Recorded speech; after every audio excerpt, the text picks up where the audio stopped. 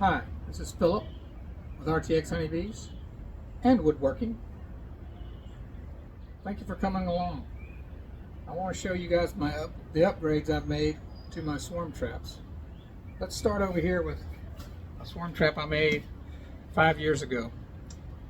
It's worked very well for me. I've caught a lot of swarms in it, and for the most part, the newer swarm traps are very similar to this, with a few exceptions. The thing I didn't like about this version was this overlap between the boxes. This was only a 1-inch piece, so there was not enough room to put screws through here to attach the boxes in the top.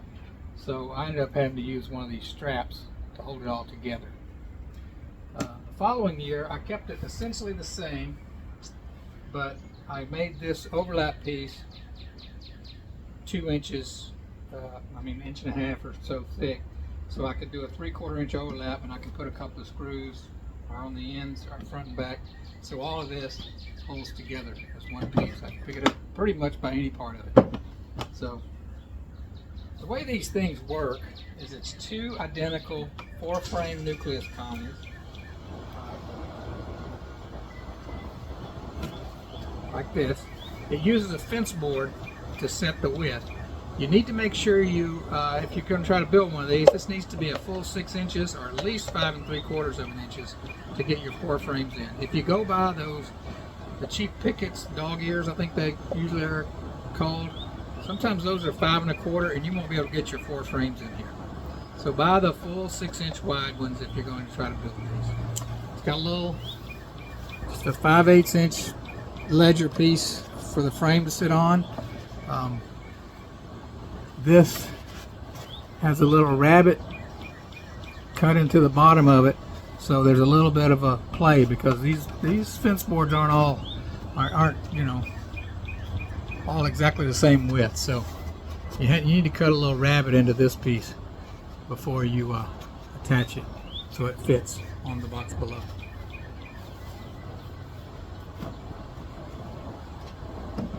So that's 1.0, that's 2.0. These two together are what I call version 3.0. And I decided that I wanted to do an economy version and a deluxe version. So let's take a look at what goes on in these two newer versions. Let me get you a little closer so you can see better. Let me start out by pointing out the differences in these two versions. On version 2, I did a sloped top on these pieces and mitered corners, which I like, but they take a long time to do. You're basically making them custom for each box. So on the economy version this year, I went ahead and just did a butt joint here, and on there I do the 15-degree slope top so the water runs off. On the economy version, it's these cheap gates to let the bees in and out. On this one, there's stainless steel gates and stainless steel screws.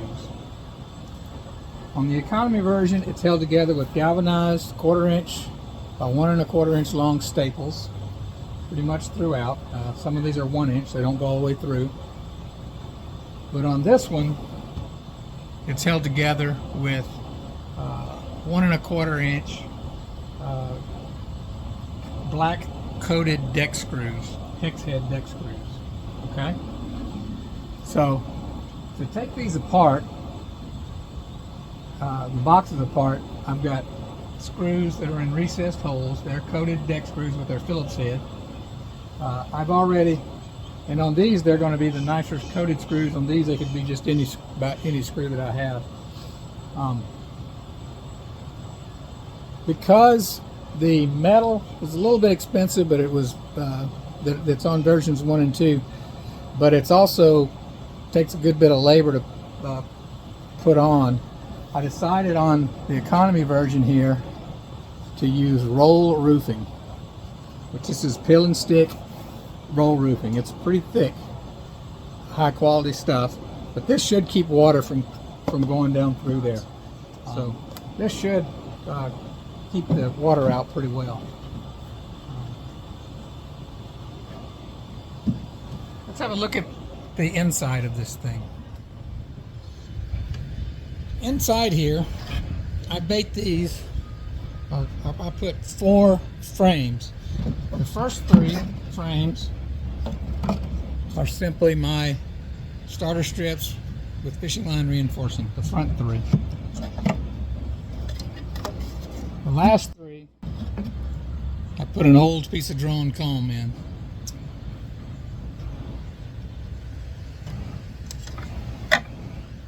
So at the beginning of the season, I just put frames in the top and I leave the bottom open. I think the bees actually prefer that. But as the season goes on and I've caught enough swarms and I just have them out there, sometimes I'll come back and put 4 frames in the bottom and 4 frames in the top.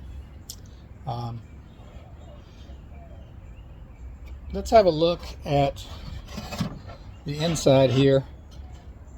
I coat the inside with wax, and then on the bottom, let's see if I can show it to you, I drop some propolis in there and then I melt it with a heat gun. And in the very bottom there, you'll see a screened ventilation hole, drain hole, call it whatever you want to, but it'll let the moisture out the bottom.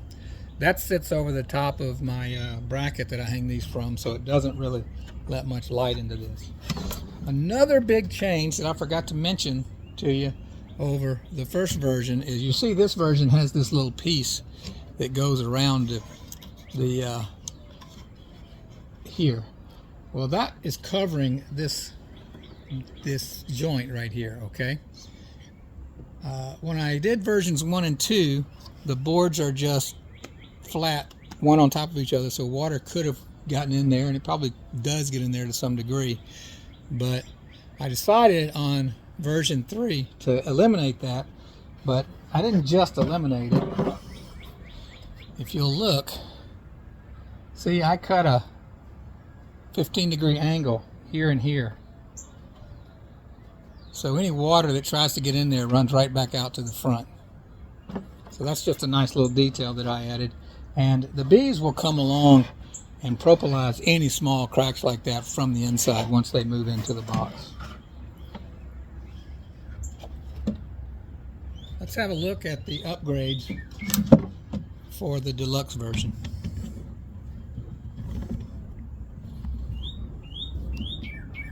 Okay.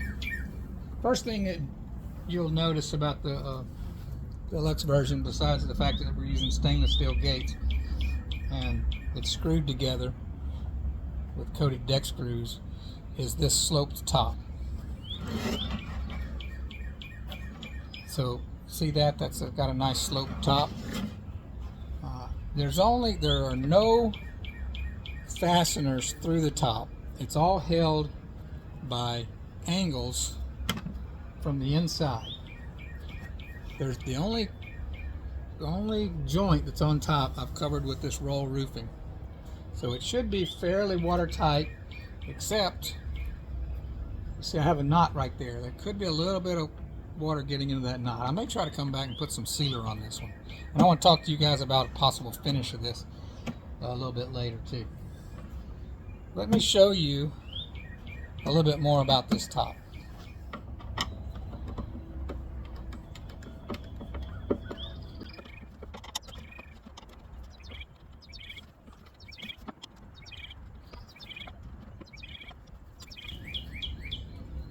Okay, so if you look inside, this is some Coroplast. It covers, there's a piece of either 3/4 or 1 inch foam insulation below that. So that's an R5 plus whatever this adds to it. But I would say probably around R6, R7 by the time you get the wood and everything. And it's left with a 3/4 inch overlap right there on the edge. So this one comes insulated.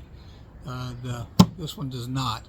I did, however, make sure I made this overlap 1.5 inches. So you could come back, put a piece of 3/4 inch insulation in here. I would recommend, if it's foam, I would recommend covering it with some foil. And then for the winter or whenever, you know, this would just raise up 3/4 of an inch. It'd still work. But this one, I'm putting the insulation in from the start. I'd like to go ahead and point out that the reason I make my swarm traps like this rather than just the regular plywood ones are, one, so I can get frames in the top and bottom. The second reason is I can use these for like mating nukes, regular nukes. I can continue to add boxes to this and stack them up and get them taller. Once you get above about 3 though, they get a little bit top heavy, so to speak. There's the alarm. I think there's about to start storming here. There comes some rain. So they function as much more than just a swarm trap for me. I've kept bees in these all the way through the winter a couple of times. And that's one of the ways you can actually season the boxes, is put bees in there or keep bees in there. And they'll season the box for you. I hope you guys enjoyed this video, and I'd like to hear your feedback. I'm sure someone's going to ask me, do I sell these? The answer right now is probably not. I just don't have time to make them right now, but if you just have to have one, let me know. And this is Philip with RTX Honeybees. Thanks for watching.